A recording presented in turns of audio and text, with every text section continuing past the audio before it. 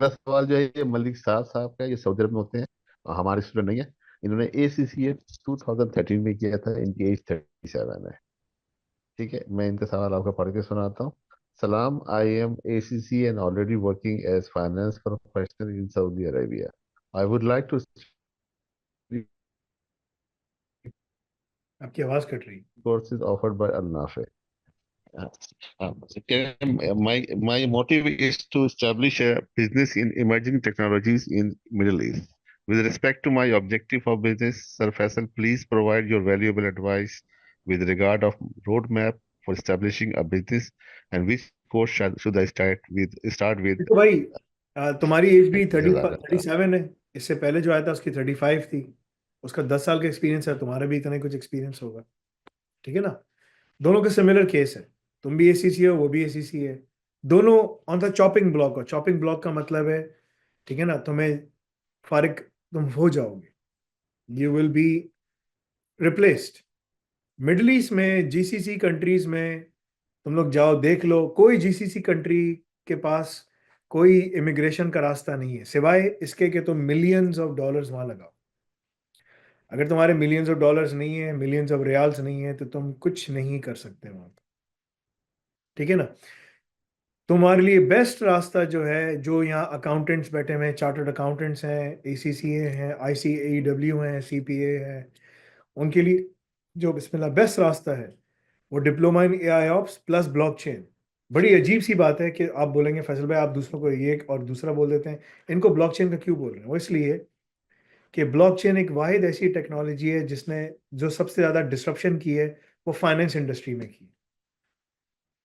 Apart from crypto currency aside, उसको छोड़ दो, वो सब धोखा फरेब है। ठीक है ना, उसको छोड़ दो। उसके ऊपर मैं फतवा भी दे चुका हूँ। ठीक है ना, स्कॉलर बन रहा हूँ। ठीक है ना, आधा स्कॉलर हूँ, फतवा दे चुका हूँ।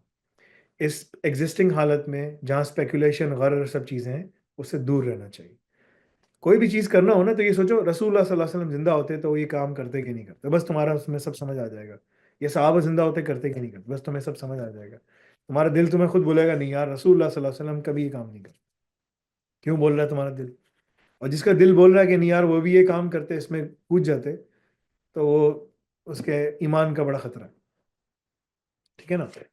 सो क्योंकि उसको, अगर किसी को रसूलुल्लाह सल्लल्लाहु अलैहि वसल्लम की ज़िंदगी के बारे में पता ही नहीं, मक्की मदनी ज़िंदगी याद ही नहीं है, तो वो जाहिर सी बात है बोलेगा हाँ हाँ वो भी ये काम कर लेते, अल्लाह माफ़ करे। ठीक है ना। सो ये बड़ी इंपॉर्टेंट चीज़ है, तो वो चीज़ दूर है। लेकिन blockchain it's a self as a technology finance industry में बहुत तेज़ी से पेनिट्रेट कर रही है। फाइनेंशियल ट्रांजेक्शन्स को सिक्योर करना, बुक्स को सिक्योर करना, ठीक है, फाइनेंशियल मीन्स को, जो फिनटेक्स हैं उसको आगे बढ़ाना, काम करना, उसमें बहुत सारी चीज़ें हो रही हैं। तो अगर तुमने AI ऑप्स पढ़ा, जो भी तुम ACC हो, CP हो, जो भी हो, और ब्लॉकचेन के साथ तुमने ये काम यहाँ पर पढ़ लिया, कर लिया, उसका तुम्हें 20 30 40% भी, अगर तुमने 20% भी रिटेन कर लिया ना, तुम्हें बात करना आ जाएगी, तुम्हें काम थोड़ा बहुत आ जाएगा, तुम उस पर जाके काम पे बैठ जाओ, तुम्हारी जॉब हो जाएगी। लेकिन रास्ता क्या है? तुम ये पढ़ोगे, पास करोगे, मास्टर्स के लिए अप्लाई करोगे, USA में, UK में, यहाँ उतरोगे। 1 साल का मास्टर्स यूके में खत्म, USA में खत्म करोगे, 3 साल का वर्क परमिट मिलेगा। स्टेम टेक्नोलॉजी में आना है, साइबर सिक्योरिटी, AI, इसमें करना है। अगर तुम्हारे पास ACCA लगा हुआ है ना, तो तुम डायरेक्टली कंप्यूटिंग प्रोग्राम में नहीं जा सकते। लेकिन अगर तुमने डिप्लोमा इन एआईएस खत्म कर लिया साल के अंदर, 1.5 साल लगा लो, जो भी तुम्हारा टाइम लगाना है, खत्म कर लिया, तुम मास्टर्स प्रोग्राम में एडमिशन ले सको। बोलेंगे 360 क्रेडिट्स हो गए, इंजीनियरिंग की डिसिप्लिन भी की डिग्री भी आ गई, डिप्लोमा हो गया। ठीक है भाई, दे दो उसको एडमिशन, तुम्हें एडमिशन ही मिल जाएगा, तुम्हारा पास एक्सपीरियंस भी काउंट हो जाएगा। तुम यहाँ उतरोगे, साथ में तुम ब्लॉकचेन भी पढ़ रहे हो, लेकिन तुमने कोर्स इतना अभी तेजी से पढ़ना है कि तुम पास करके निकाल लो, ताकि तुम जाके जॉब पे बैठ जाओ। तो तुम यहाँ अगर US में अगर खत्म कर लिया, 3 साल का वर्क परमिट है, यही काम तुमने UK में किया, तुम्हें 2 साल का वर्क परमिट है। उस दौरान तुमने US में EB वीजा अप्लाई करना है, तुम अप्लाई कर सकते हो। UK में तुम्हें वर्क परमिट ढूंढना है। UK में EB वीजा की कैटेगरी नहीं है, डायरेक्ट इमिग्रेशन फाइल करने की कैटेगरी नहीं है। अमेरिका में है। और ये जो प्रोफेशनल लोग हैं जिनके पास एक्सपीरियंस है, वो ये काम कर सकते हैं, उनके पास ये चीज़ है। ठीक है ना, कि वो ये काम कर सकते हैं क्योंकि उनका पहले से ही एक पूरा पोर्टफोलियो बना हुआ है। तो अगर तुम्हारा पोर्टफोलियो बना हुआ है तो तुम जाओ, उतरो, फौरन से जाके काम शुरू करो। क्यों टाइम जाया कर रहे हो?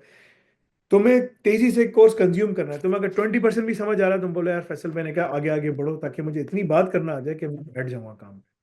लेकिन जब तुम काम पे बैठ जाओ फिर तुम्हें रिपीट करना है, फिर तुम्हें और टाइम लगाना है। अब तुम्हारी जॉब हो गई, अब तुम्हें एआई का काम दे रहे हैं, तुम्हें 40-50% काम आता होगा, बाकी तुम फिर जाके दोबारा पढ़ोगे, असिस्टेंस लोगे, होटल पे जाके सवालात करोगे, बोले यार मेरी जॉब हो गई अल्हम्दुलिल्लाह। ये लड़के हमारी जितनी जॉब पे लग जाते हैं ना, वो कहते हैं फिर हम वापस आके बैठ के पढ़ रहे होते हैं ताकि हम नेक्स्ट डे के लिए तैयार हों। तो वही सारे प्रोजेक्ट्स, वही सब चीज़ें तुम्हें वहाँ करवाई जा रही, तुम आज कर रहे होगे, बार बार करोगे, यू विल अंडरस्टैंड एवरीथिंग। बोलोगे यार ज़बरदस्त। मिडल ईस्ट में तुम लोग कारोबार सेट नहीं कर सकते, बाहर का पासपोर्ट आ जाए फिर तुम जाके कुछ कर लो, मगर उसके लिए भी तुम्हें पैसे चाहिए। मिडल ईस्ट में उनको टैलेंट से ज़्यादा पैसे चाहिए, बड़ा अजीब सी चीज़ है।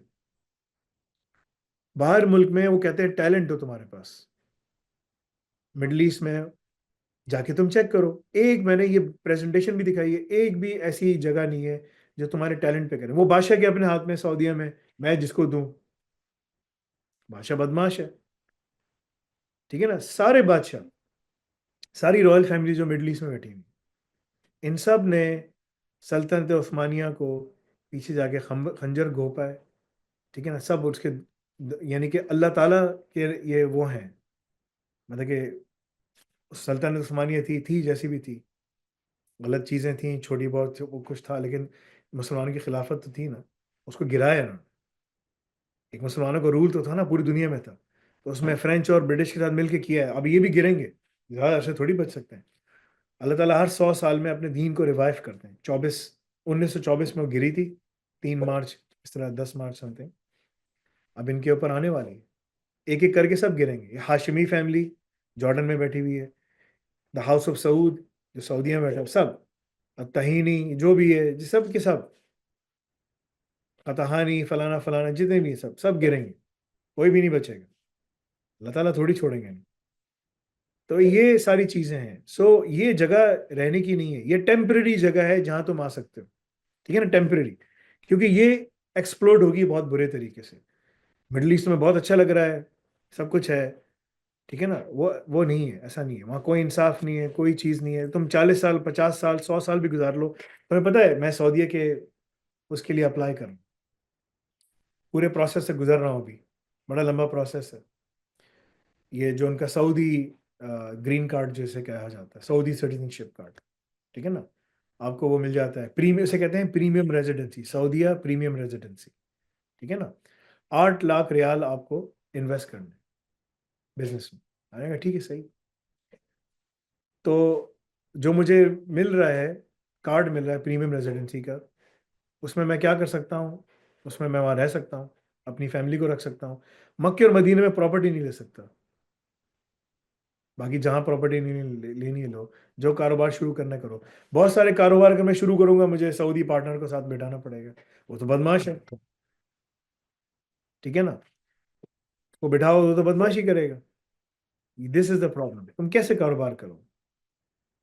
जो प्रीमियम कारोबार करने जाओगे, फिनटेक करने कुछ भी, बोलेगा सऊदी आ रहा है साथ में, तो तुम्हें करनी नहीं देगा। तो वहाँ इनोवेशन नहीं चल सकती। तुम यहाँ से बाहर निकल जाओ, बाहर रहो, वहाँ से कारोबार करो, यहाँ कंपनी करा के किसी और के साथ सऊदी का पार्टनरशिप करके अपना बिजनेस प्रोवाइड करो, लेकिन वहाँ तुम रह नहीं सकते, ठीक है ना। तो ये जो मॉडल बनाया इन लोगों ने, ये सस्टेनेबल नहीं है, ये तबाह बर्बाद हो जाएगा, उनकी इकोनॉमी भी इसी तरह खत्म हो जाएगी, ठीक है जी। तो आपको अपने आप को बचाना है, सब कुछ करना है। वहाँ पर तब्दीली आएगी, वहाँ एक पूरा निज़ाम की तब्दीली होगी। जब वो निज़ाम की तब्दीली होगी ना, तो फिर उनको मसला हो। निज़ाम की तब्दीली उनको ऑलरेडी नज़र आ रही है, बहुत परेशान है सब लोग। उन्होंने कहा यार ये सीरिया में क्या हो गया, this is a big problem. अब यहाँ पर जो दूसरे लोग हैं, कोई कह रहा है, कोई क्या बात कर रहा है, क्या बात कर रहा है, थोड़ा सब्र करो और ज़रा एनालाइज करो सब चीज़ों को, फिर तुम्हें अंदाज़ा होगा कि क्या है। मीडिया पे हर चीज़ पे मत जाया करो, कि मीडिया में जो चीज़ है, थोड़ा पढ़ना लिखना भी सीखो, तारीख भी ज़रा पढ़ो, ताकि तुम्हें अंदाज़ा हो कि क्या है क्या नहीं। फिर तुम्हें अंदाज़ा होगा कि सब चीज़ें किस तरह से हो रही हैं।